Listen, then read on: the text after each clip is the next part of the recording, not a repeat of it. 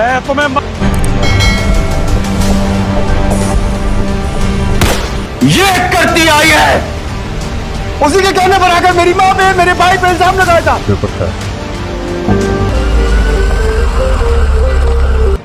मैंने रोका था इसको, वो फिर भी चला गया। आइए बात करते हैं मन मस्त मलंग की, एक ताकतवर रोमानवी ड्रामा जो इस वक्त पाकिस्तान भर में छाया हुआ है। इस ड्रामे को तहरीर किया है मरूफ मुसन्निफा नूरा मखदूम ने, जबकि हिदायतकारी के फराइज अंजाम दिए हैं अली फैजान ने। मन मस्त मलंग को प्रोड्यूस किया है अब्दुल्ला कादवानी और असद कुरैशी ने, और ये ड्रामा पेश किया जा रहा है जियो टीवी पर।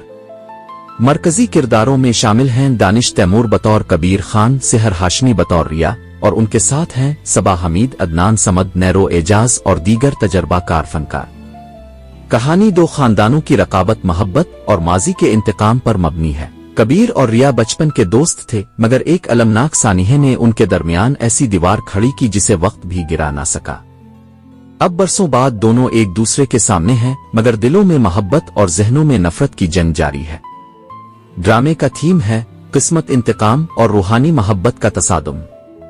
ये ड्रामा न सिर्फ टीवी पर बल्कि यूट्यूब पर भी शानदार पजीराई हासिल कर चुका है, जहां इसकी हर किस्त लाखों बार देखी जा रही है और मुकम्मल सीरियल 500 मिलियन से जायद वेव्स हासिल कर चुका है।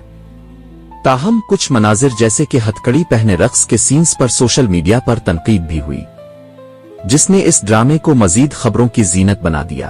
अब सवाल यह है, क्या कबीर और रिया अपने खानदानों की नफरत को शिकस्त दे पाएंगे? क्या मोहब्बत इंतकाम पर गालिब आ सकती है?